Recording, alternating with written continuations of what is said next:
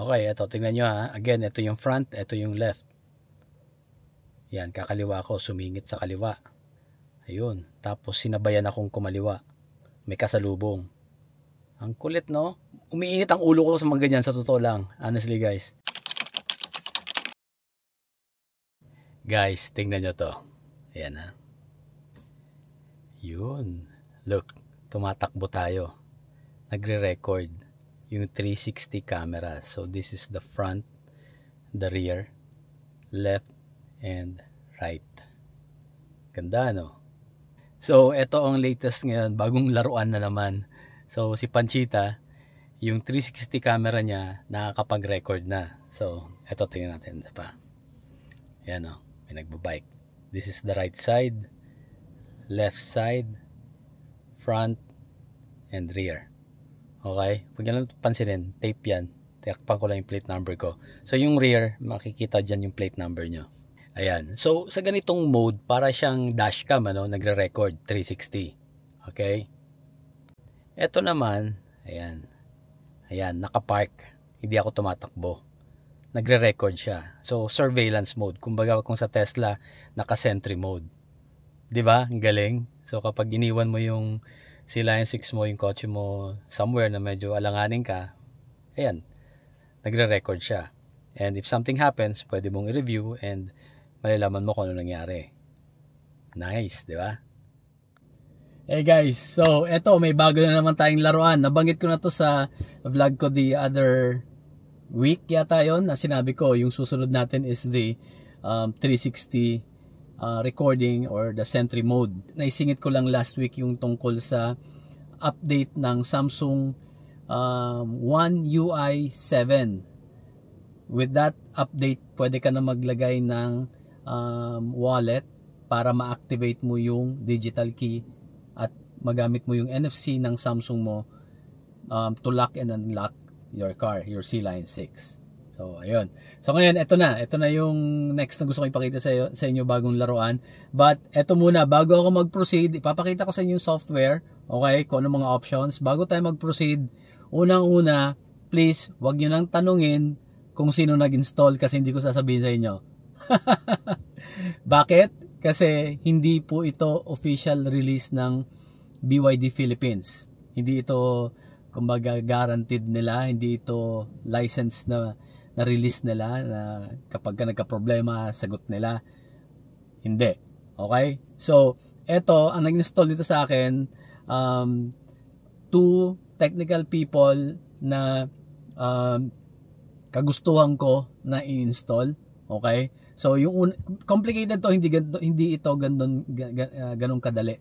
Alright? So, nung unang in-install, pre, salamat ha, you know who you are. So, nung unang installation, hindi gumana agad, may mga kulang. Okay? And then, next, may tumulong sa akin another person. Sir, alam mo kung sino ka. Salamat ulit. So, na-complete, eto gumagana na. Okay? Kung interesado kayo sa ganito, okay, etong kailangan nyo munang intindihin na, ulitin ko, hindi ito official release ng BYD Philippines. So, kapag may nangyari sa system mo, madali lang naman. I-reset mo lang yung firmware, magpapa-reinstall ka, pupunta ka sa casa. Okay? Pero, hindi mo nga makukuha to sa kanila officially. Okay?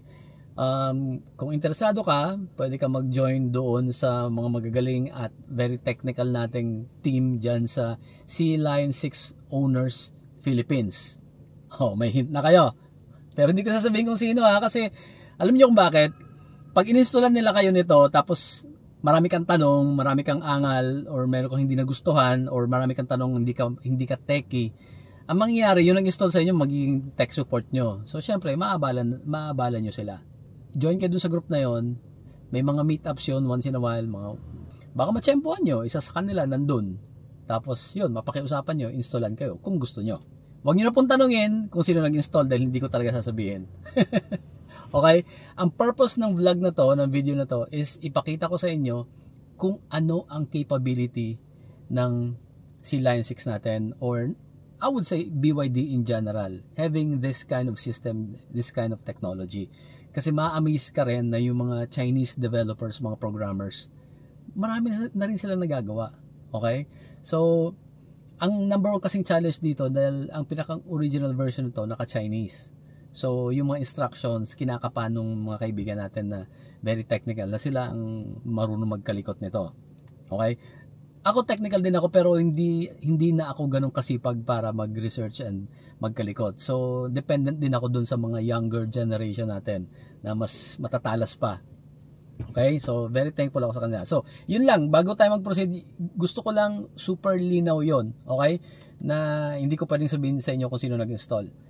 Again, ang pinaka-purpose ng vlog natin is may pakita ko sa inyo yung capability, yung features. Hopefully, one day, kapag proven and tested na to, hopefully, maging official release ng BYD Philippines and, you know, lahat kayo pwede na mag-install nito. Malinaw na po? Sige, pakita ko yung software, ha.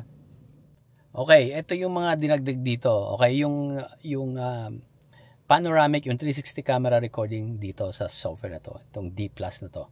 Bago tayo pumunta dyan, quickly lang pakita ko sa inyo ito. Gbox, this is pretty common. May nagtanong sa akin, paano daw tumatakbo yung YouTube ko na nakakapag-play habang nagda-drive kasi restricted yon, di ba?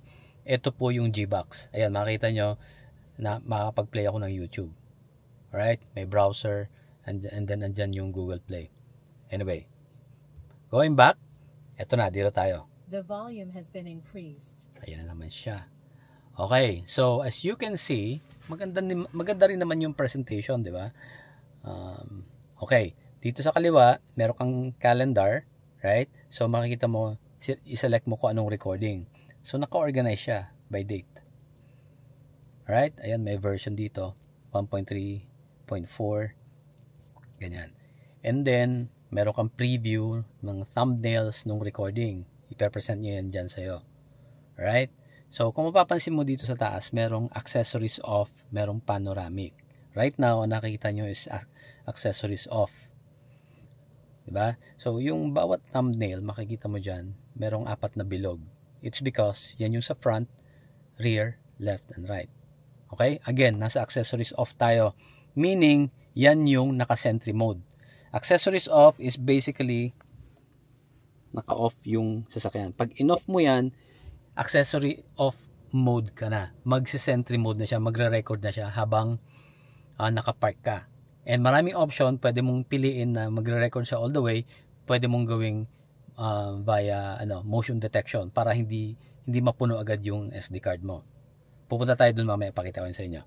Now, dito muna tayo. So, yung accessories off yun, ha. Ito naman panoramic. Okay? Dito sa panoramic, basically, ito yung pag tumatakbo ka. So, para ka may dashcam na 360. Di ba? Malupit. Tapos, dito naman sa screen cap, ayan, kung mag-screenshot ka. So, huwag natin pansinin masyado yan. Okay? Now, balik tayo dito sa accessories off.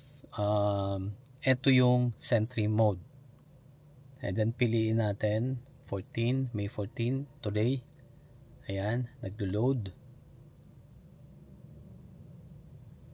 Ayan na, nagdi-display na. And then, okay, so ito yung kanina. Lumabas kami kanina ni Madam Peya. Nagmerienda kami. And ayan, nakapark kami. Ayan, so maganda. Ayan, nagre-record siya. Right now, ang settings ko naka motion detection.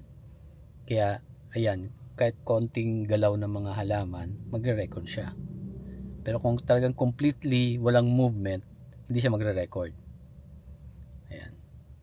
Kita nyo? So, i-move ko closer yung camera para makita nyo yung quality. Ayan. That's the front. That's the rear. Tinakpan ko lang yung plate number ko, pero later kung kailangan mo ng evidence, ayan, evidence yan, ayan yung sasakyan mo kasi nandiyan yung plate number mo. Okay? This is the right side and this is the left side. Okay, dito naman tayo sa panoramic. Again, panoramic, yan yung tumatakbo tayo. And we are still here sa May 14. Okay? Hanapin natin yung tumatakbo tayo sa labas. Pumunta kami ni Madam Peya kanina sa bandang Ortigas eh. Ayan. Oh, ha? Ganda, di ba? Ayun. May jeep, malinaw. Ayun, may motor. And then sa rear, ayan. And then sa left, yung mga tumatabi sa'yo. And then ito naman yung sa right side. Ayan yung jeep. So, ang ganda nito kapag nagda-drive ka, tapos alam mo yung bike lane na, sinisiksikan ngayon ng mga motor, ng mga rider. Kung minsan nakakakaba, di ba? Kasi tatabihan ka talaga nila eh. Sila kasi dahil nasa labas, tansyadong nila yung distance. Tayong mga naka 4 wheels, kakabahan ka kasi hindi mo nakikita exactly kung gaano na ba talaga kadikit. So ako, ina-activate ko yung camera and then nakikita ko. Pero ito, with this software, hindi mo lang nakikita na nare-record mo pa. 'Di ba? So kapag may nangyari, sana hindi naman, but pag nasagi ka, yung kamote, tatakbuhan ka, I think makaka-capture mo dito yung plate number. Ngayon, I'm sure nagtatanong kayo kung anong size ng SD card. Okay? Kasi syempre maglalagay ka ng SD card. So pwede mong gamitin yung file manager, yung native file manager ng system. Ayan, as you can see here, andyan yung local drive mo. Nandito yung SD card. Okay? So, ito kung gusto mong pasukin yung pinakang file structure, using the file manager. So, nandito siya sa, ayan, ito muna pakita ko pala. So, SD card, ayan yung size. 512 to. And napuno ko na siya, nasa 510. Okay? So, malamang, ang next question nyo, hindi ba mabagal? Well, nakita nyo kanina, nung nagbabrowse ako using the application, di ba, yung D+. Nakita nyo naman, pag move ko, slowly lumalabas yung mga files. Para sa akin, yeah, may konting delay, pero medyo understandable naman kasi ang laki ng 512 gigabytes eh. Hindi siya ganun ka super bilis katulad ng malamang ng mga laptops natin, di ba? Pero I think it's good enough. So anyway, going back here, ito yung options mo, all files. Pwede mo nang iselect yung audio, video, and images. I'm sure curious kayo kung saang folder nire-record or sinisave yung mga videos. Okay? So from the top, meron ditong recorder, normal, and then makikita mo dyan may subfolders na A and R. A, hindi ko alam exactly, pero parang A means alarm, and then may mga tawag dito subfolders ka according to date. Okay, so eto 2025 May 14. Ayan, so tama, alarm, kasi nakikita ko from the thumbnail, ito yung nakastop kami. Tingnan natin. Ayan, so yan yung sentry mode. Kumbaga, ina-assume ko lang na yung A is alarm mode or accessories off. Pwedeng accessories off. Basta pag accessories off, naka-sentry mode siya. So ayan, hindi ka gumagalaw, nagre-record siya. Okay? So, pinapakita ko lang sa inyo yung folder structure kasi I'm sure yung mga nanonood dito are the techie people din naman, and of course, these are the basic technical information that you want to see. Again, I'm using the native file manager ng BYD. So kanina nasa A tayo, accessories off. Dito naman tayo sa R. I don't know, ano ba yung bigyan ng R? Ito nga minsan ang difficulty kasi yung mga Chinese, yung mga pag-translate nila minsan medyo awkward or off yung mga words na ginagamit nila. So hindi ko masyadong mahirap sundan minsan. So anyway, so basta nandito na tayo sa folder R, recorder, recording, or whatever. Sige, 2025 May 14, today. Ayan. So ayan, nakikita nyo in real time kung gaano kabagal o kabilis yung paglo-load ng mga file. Kayo na humusga if you find it slow or not. Ako, well, how I wish na mas mabilis pa, pero I think this is not so bad. Okay na yan. Diba? So, piliin lang natin itong isa. Ayan. Alright? So, yan yung moving. So, dashcam mode yan. Ang next na gusto ko ipakita sana sa inyo, yung mga options inside the software ng D+. Pero for sure, maraming nauna nang iisip na sa inyo kung baka bumagal yung system. Well, ang masasabi ko lang, ipakita ko sa inyo. So, Ito yung pinaka home ko, default lang naman to, hindi ko pa ginagalaw to. Ayan, so pag nag-Android ako, may naramdaman akong konting slowdown. I mean, may konting lag, may konting delay, konti, to the point na hindi ko naman i-uninstall tong recording. Yung value nung videos, yung recording niya is way more heavier yung value niya versus dun sa inconvenience ng konting delay. Very minimal lang yung delay para sabihin kong tanggalin ko siya. Okay, so pasok na tayo ulit dito sa DI Plus actually. Okay, punta tayo dito sa settings. Alright, marami to dito ha. So again, bago pa to sa akin, I've been using this for mga I think 3 to 4 weeks na. Okay? And marami ditong mga options na hindi ko na kinakalikot. Yung iba hindi ko pa masyadong naintindihan, pero ang gusto ko lang sa inyo ipakita yung mga importante. Okay? For example, ito. Sentry and panoramic dashcam settings. Yun, di ba? Ayun. So, Sentinel, recorder, screen cap. Sentinel, yun na yata yung equivalent ng Sentry mode ni Tesla. Let's go to Sentinel, and then ito, pakita ko lang to sa inyo. Accessory off Sentry mode. If you select that, meron kang options. Detection mode, save video on anomaly. Diba, yung wording niya anomaly. So, pag may na-detect, tsaka lang siya magsisave. Pwede mong piliin din na no detection, full-time recording. Mabilis, tuloy-tuloy lang yan, mabilis mapuno yung SD card mo. Well, it's okay naman kasi yung oldest video mo, i-delete niya. Kaya lang, yun nga, tuloy-tuloy. Ako mas gusto ko detection mode lang. And then pwede mo rin i-turn off. Under parameter settings, ito lang silipin natin, preferred storage location for recordings when accessory is off. Ayan. So, ayan.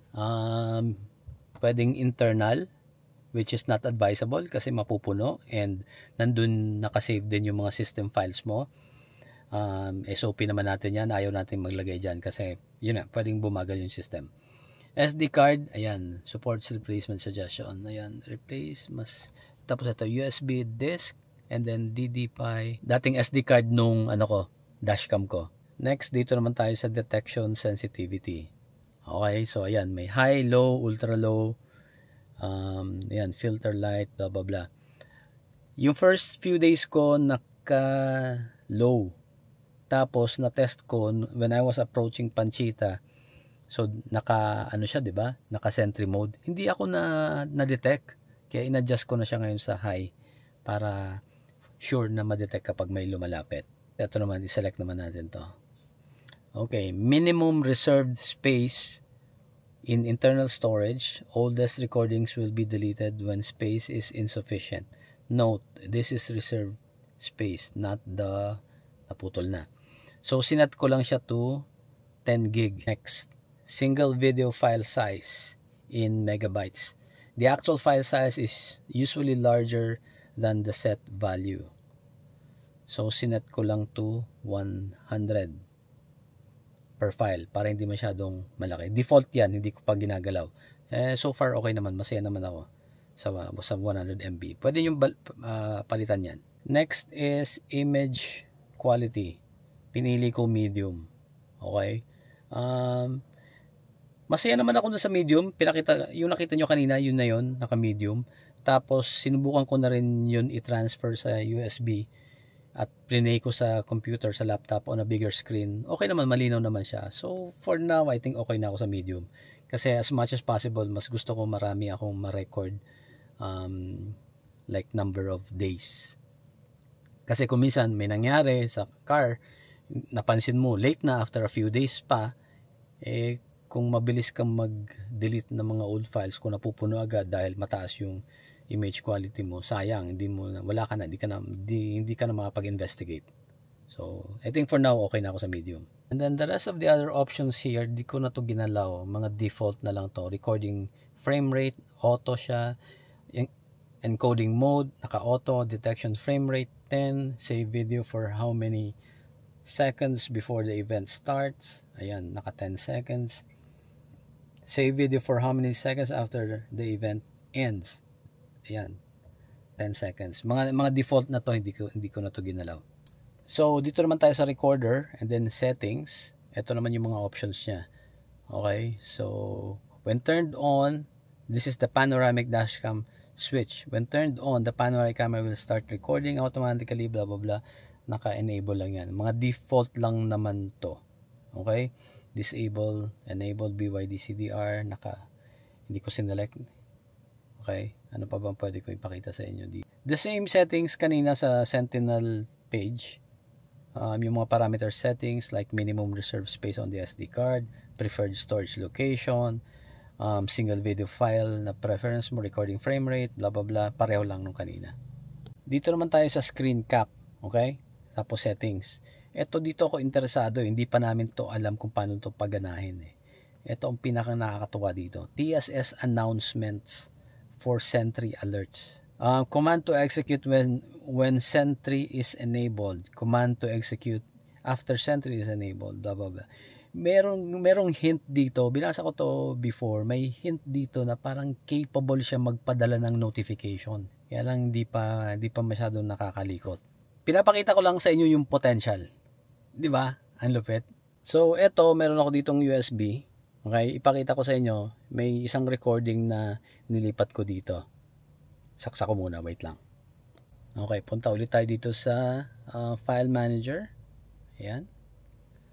Okay, so kung mapapansin nyo, kanina hanggang SD lang tayo, di ba? So ngayon, ayan, meron na tayong USB. Okay, so ito yung isa sa mga isang video na transfer ko kasi may kamote akong nakasabay sa kalye. gusto ko lang makita ko anong action and feeling ko nakakatuwa itong gusto ko ipakita sa inyo. Alright, so bago natin i-play, again lang again. So SD card, galing dyan, recorder, normal, okay, so accessories off, pwede kang kumuha dyan ng isang file, ayan, long press, and then meron kang option to copy, ayan o, copy, move, delete. So pag kinopy mo yan, siyempre hindi ko nakituturuan kung paano alam nyo na yan. Copy mo and then pwede ka nang lumipat dito and then i-paste mo na dito sa USB mo. Okay? So yan yung ginawa ko. So, ayan. Okay, ito tingnan nyo Again, ito yung front, ito yung left. Yan, kakaliwa ko, sumingit sa kaliwa. Ayun, tapos sinabayan akong kumaliwa. May kasalubong. Ang kulit, no? Umiinit ang ulo ko sa mga ganyan, sa totoo lang. Honestly, guys. Yung nakita niyang magle-left ka, naka-signal light ka na, medyo gumigitna ka na para very clear yung message mo na magta-turn left ka. Tapos siya, naka-counter flow na siya kasi sagad ko na yung center lane eh. Yung line sa gitna, yung center line, I mean, siya, nagka-counter flow na siya. Kakaliwa, paano kung may kasalubong? Sinabayan ako pagkaliwa. O, ayun, pagkaliwa niya, may track din. So, ang tendency niya, nagulat siya, ang tendency niya, pupunta siya sa akin, hindi ako masasagi. Ay, nako talaga naman. Okay, so, ayun, pinakita ko lang sa inyo yung potential, yung capability ng system ng BYD. Sir 1 and Sir 2, yung dalawang nag-install nito. Kung napapanood nyo to, ito yung update ko. May konting delay, very minimal, almost negligible. Okay yung 512 gigabytes na SD card. I think okay, wala akong masasabing may problema. Yes, again may delay, nagkaroon ng konting delay sa pagpi-play. Lalo na kapag nagsabay-sabay na inopen ko pa yung YouTube, tapos naka-Android Auto ko, tapos minsan napipindot ko pa yung navigation, tapos siyempre inside Android Auto tumatakbo pa yung Spotify. So yun, pagka talaga nagsabay-sabay yung mga yon, mapapansin mo na may konting delay. Pag pindot mo mga 1-2 seconds, tsaka magre-react, tsaka lalabas yung susunod na page. Pero okay na yun sa akin. Pagka nagdadrive naman ako, nakabukas yung navigation, tuloy-tuloy, basta't hindi ako pindot ng kung ano-ano, okay siya, walang problema. Guys, again, hindi to official release ng BYD. Ito, hindi naman ito ma-void yung warranty kasi software lang naman to. Kung mag-cause ng problem, di i-uninstall mo lang. Okay? So again guys, wag niyo na tanongin kung sino nag-install. Pag owner na kayo, mag-member kayo doon sa Sea-Lion 6 Owners of the Philippines. Marami kayong matutunan doon. May isang version nito na mas malupit, 3D. Okay? 3D, makikita mo yung buong sasakyan mo, yung nire-record niya. Mas malupit yon. Just imagine yung potential, yung capability nitong BYD software na to, yung system na to. And may mga developers na very active na gumagawa talaga ng mga ganitong application. So right now, challenging lang talaga yung pagta-translate. But yeah, it's there. So meron na rin tayong Sentry mode, parang ganon. Ang perfect pa nito pag gumana yung notification. Na kapag kami na-detect, ang Sentry mode kasi, alam ko pag may na-detect siya, pag may intruder, magno-notify siya, mag-send siya ng notification sa app mo. Imagine kung mangyari na yan, kung if it will work with the BYD app. Ang sarap na ng toy natin, di ba?